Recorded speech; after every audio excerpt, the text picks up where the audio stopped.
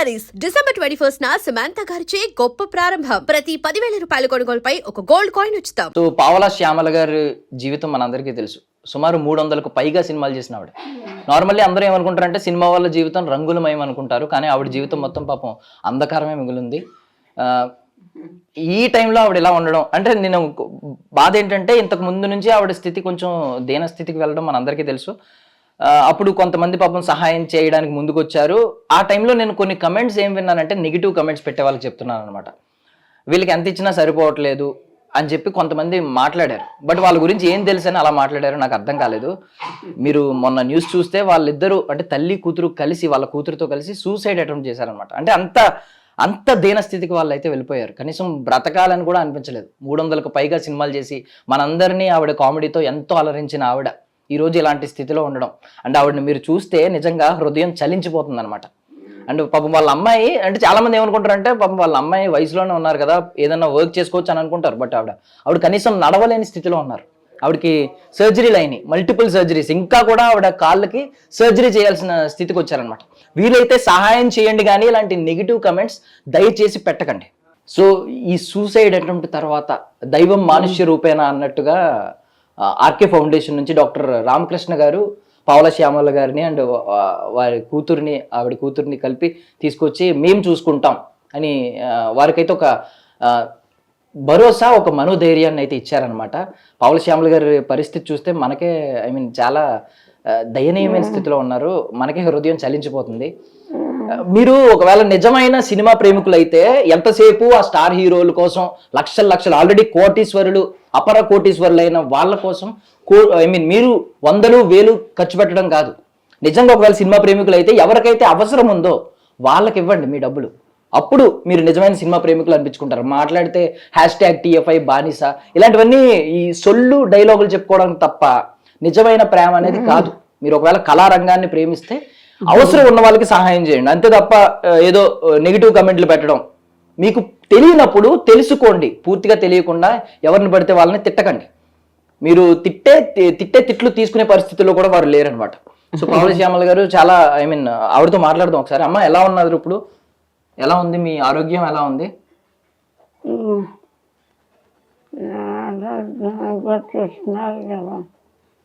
అయితే ఇవాళ ఇలా ఉందండి మీరు వచ్చిన వేళ. అమ్మ మీరు అంటే 300కు పైగా సినిమాలు చేసిన ఆవిడ. ఇప్పటికీ మీమ్స్ లో ఇప్పటికీ మీ వీడియోలు, పాత వీడియోలన్నీ ఇప్పుడు ట్రెండ్ అవుతున్నాయి. ఇప్పటికీ మేము మిమ్మల్ని చూస్తూనే ఉన్నాం, మీ వీడియోలన్నీ వస్తూ ఉన్నాయి. కానీ మీరు ఇలాంటి స్థితిలోకి వెళ్ళడం నిజంగా మాకే చాలా బాధాకరంగా ఉంది. మీరు అంత సూసైడ్ చేసుకుని ఎంత స్థితికి రావడం ఏంటమ్మా అసలు? ఏమైందంటే మీకు ఇప్పుడు మీకు మనోధైర్యం ఏం కరువైంది అసలు? ఇంతమందిని ఆలోచించిన మీకు మనోధైర్యం ఎందుకు కరువైంది?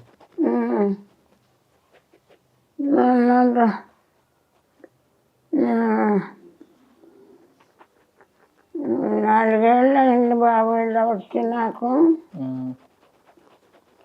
అమ్మాయి కూడా అంతే పడిపోయింది. ఇద్దరం ఒక్కసారి అమ్మాయి పడిపోయింది. కాళ్ళకి ఆపరేషన్ చేయించారు. అప్పుడు చాలామంది హెల్ప్ చేశారు. అమ్మాయి కోలుకోకుండానే నాకు ఇలా వచ్చింది.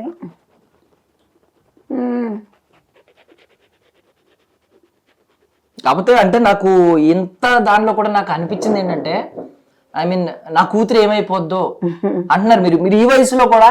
నా కూతురు ఏమైపోద్దో అనే బాధ అంటే తల్లికి ఎంత ఉంటుంది వాళ్ళ పిల్లల మీద. అంటే మీరు నడవలేని స్థితిలో ఉన్నారు, మీరు మీ హెల్త్ ఏంటో మీకే తెలియని స్థితిలో మీరు ఉన్నారు, మీకు హార్ట్లో హోల్స్ ఉన్నాయి. ఇలాంటి స్టేజ్లో కూడా మీరు మీ కూతురు గురించి ఆలోచిస్తున్నారు. మొన్న ఇంటర్వ్యూ చూశాను నేను, మొట్టమొదటి మాట మీ కూతురు గురించి మాట్లాడుతున్నారు. నా కూతురు ఏమైపోద్దో అని భయం వేస్తుంది, నేను పోతే నా కూతురు ఏమైపోద్దో అని. అలా తల్లి ప్రేమ ఎంత బాగుంటుందని ఇప్పుడు అర్థమవుతుంది అన్నమాట కొన్ని ఇలాంటివి చూస్తుంటే. మీ కూతురు ఖచ్చితంగా నయం అవుతుంది, మీరైతే టెన్షన్ పడకండి. అండ్ నిజంగా మీరు మమ్మల్ని చాలా అలరించారమ్మా. మీరు నవ్వుతూ ఉండాలి, మీరు తిరిగి కోలుకోవాలని కూడా కోరుకుంటున్నాం. ఒకవేళ కోలుకుని మళ్ళీ సినిమాల్లోకి రావాలని ఉందా మీకు? ఏదో ఒక చిన్న క్యారెక్టర్ అయినా సినిమాల్లో చెయ్యాలి. ఇందాక చాలా బాగా మాట్లాడారు బాబు. నేను ఫస్ట్ మాట్లాడింది చాలా బాగుంది. మీరేం బాగా మాట్లాడారు, నేనేం మాట్లాడగలను ఇంకా. మీకు మళ్ళీ సినిమాల్లోకి రావాలని ఉందమ్మా? చిన్నగా అయినా ఒక చిన్న క్యారెక్టర్ అయినా చేయాలని ఉందా కోలుకుని? ఆశ లేదు బాబు, నాకు అలాంటి ఆశ లేదు. 55 సంవత్సరాలు ఆర్టిస్ట్గా బతికి ఇప్పుడు ఇలా ఆత్మహత్య తప్ప మరో దారి లేని విధంగా అయిపోయినా. అయ్యో మీరు అలా అనకూడదమ్మా. ఇప్పుడు చిరంజీవి గారు ఇంకా సినిమాల్లో హీరో కింద చేస్తున్నారు, ఆయనకి 70 సంవత్సరాలు దాటినాయి. మీరు అలా అంటే అలాగ మీరు మళ్ళీ సినిమాల్లోకి రావాలి, మళ్ళీ చేయాలని మేము కోరుకుంటున్నాం, కోలుకోవాలని కోరుకుంటున్నాం మేము. ఈ జన్మ కాదేమో, ఈ జన్మలో లేదు ఇంకా ఛాన్స్. మీ అమ్మాయి గురించి మీరు చాలా ఆవేదన చెందుతున్నారు. అసలు అంటే ఏం కోరుకుంటున్నారు మీ అమ్మాయి జీవితంలో? ఉన్న ఆశలు ఏంటి? మీ మీద ఎలాగో మీకు ఆశలు లేవు పెద్దగా. నేను ఈ ప్రపంచాన్ని 55 సంవత్సరాలు ఆర్టిస్ట్గా చూసా. ఇప్పుడు ఓల్డేజ్ హోమ్లో ఉంటూ దీనస్థితిలో ఉంటూ చూసా 25 ఏళ్ళ నుంచి. ఈ ప్రపంచంలో బతికే అర్హత మాకు లేదు. అలా అనకండి అయ్యో. నా బిడ్డను వదిలేసి నేను చనిపోతే దానికి అసలు లేదు, నన్నే చూడలేదు. ఇంక నా బిడ్డను ఎవరు చూస్తారు? మీ బిడ్డ మీ కళ్ళ ముందు కోలుకుని మంచిగా తిరిగితే అప్పుడు మీకు ఆనందంగా ఉంటారా? అప్పుడు పోనీ అప్పుడు ఆ రోజు వస్తే అప్పుడు కదా. వస్తుంది ఆ రోజు. మీ అమ్మాయికి మళ్ళీ సర్జరీ చేస్తే కాలుకి మళ్ళీ మీ అమ్మాయి మామూలుగా నడుస్తారు కొన్ని రోజుల్లో. ఏంటమ్మా ఇప్పుడు ఆర్కే ఫౌండేషన్లో ఎలా చూసుకుంటున్నారు మిమ్మల్ని? ఆయన మాట ఇచ్చారు నేను చూసుకుంటా ఇక నుంచి అని చెప్పి. రామకృష్ణ గారు ఇంకో ఇక్కడే ఉన్నారు, ఎలా చూసుకుంటున్నారు ఏంటి? రామకృష్ణ గారి పరిచయం కాకపోతే మీరు ఇవాళ ఇంటర్వ్యూకి వచ్చేవాళ్ళు కాదు, మేము ఉండేవాళ్ళము కాదు. మేము ఉంటే కదా మీరు ఇంటర్వ్యూకి వస్తారు, నేను ఉంటే కదమ్మా ఆయన. నేను ఉన్నానంటే రామకృష్ణ గారు దయ ఇదంతా. మీకు మగపిల్లలు లేరు కదమ్మా? లేదమ్మా. రామకృష్ణ గారు ఇప్పుడు మీ ఒకవేళ కొడుకు పుడితే ఇలాగే ఉండేవాడు అని అనుకుంటున్నారా?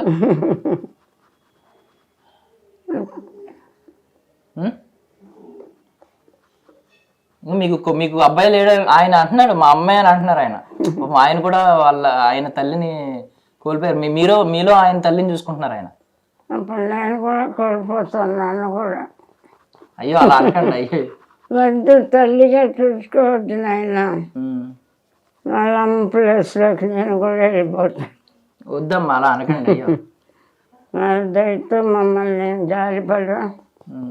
ఒక ఆర్టిస్ట్ ఇలా అయిపోయింది, మనం కూడా కాపాడకపోతే ఈ ఫౌండేషన్ ఎందుకు నేను ఎందుకు అనుకొని ఉంటారు. శ్యామల గారు మంచి ఆర్టిస్ట్గా పేరు తెచ్చుకున్నారు. తల్లి కూతురు నిస్సహాయ స్థితిలో బతకలేమనుకొని చచ్చిపోవాలనుకుంటున్నారు. వాళ్ళని బ్రతికించకుండా వాళ్ళు అలా వదిలేస్తే ఇంకా నేను ఫౌండేషన్ పెట్టుకొని లాభం. ఇలాంటి వాళ్ళని కాపాడటానికి కదా నేను ఫౌండేషన్ పెట్టుకుంది అని అనుకుని నన్ను నా బిడ్డను కాపాడాలని నేను అనుకుంటున్నాను. ఆ భాషలో అది మీరు ఇంకా వాళ్ళని అడిగి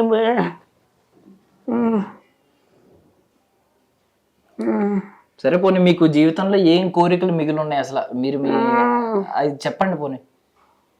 కోరికలు చెప్పేంత గొప్పదాన్ని కాదు, తీర్చేంత గొప్పదాన్ని కాదు నాయన. నా బిడ్డను నేను బిజీగా ఉండి పట్టించుకోలే, దాని జీవితాన్ని సెటిల్ చేయలే. తల్లిగా అది నా తప్పు, నన్నే గౌరవంగా చుట్టాల ఎవరు, నా బిడ్డను ఎవరు చూస్తారు? అందుకని నా బిడ్డను సో మాట్లాడలేకపోతున్నారండి మనం. అమ్మ మీరు రెస్ట్ తీసుకోండి. సో చూసాం కదండి అసలు పావల శ్యామల గారి పరిస్థితి ఎలా ఉందో. నెగిటివ్ కమెంట్స్ చేసే వాళ్ళకి మళ్ళీ చెప్తున్నా, అంటే నాకు తెలిసి మీరు చూసారండి నెగిటివ్ కమెంట్స్? కొన్ని చూసాయండి, అది కొంచెం బాధాకరం అనిపించింది. ఎందుకంటే వాళ్ళు ఇంకా ప్రపంచంతో సంబంధం లేదు, మేము అన్ని విధాలుగా డౌన్ అయిపోయామని చనిపోయే కండిషన్లో చనిపోవడానికి వెళ్ళిన వాళ్ళు. సో ఇప్పుడు అలా నెగిటివ్ కామెంట్స్ ఇవ్వడం కొంచెం బాధగానే అనిపించింది. బట్ ఒక్కొక్కరు మెంటాలిటీ ఒకలా ఉంటుంది, మనం ఎవరిని క్రిటిసైజ్ చేయలేం. బట్ జెన్యున్గా అక్కడ చూస్తూ ఉన్నాను కాబట్టి నేను వాళ్ళు ఏ కండిషన్లో వచ్చారు, మేము ఇంకా బతకడం వేస్ట్ అనే కండిషన్లో వచ్చారు. ఆల్మోస్ట్ ఒక 5 days 6 days ట్రీట్మెంట్ తీసుకుంటే తప్ప మాట్లాడే కండిషన్ కూడా రాలేదు. సో ఆ కండిషన్ నుంచి మళ్ళీ ఇప్పుడు 1 weekగా మాట్లాడే కండిషన్కి వచ్చారు, అంతకుముందు మాట్లాడే కండిషన్ లేదు. పెయిన్ఫుల్ సిచ్యువేషన్లో నెగిటివ్ కామెంట్స్ని తీసుకొని ఎవరికైనా పెయిన్గానే ఉంటుంది. నా request, possible please avoid negative comments.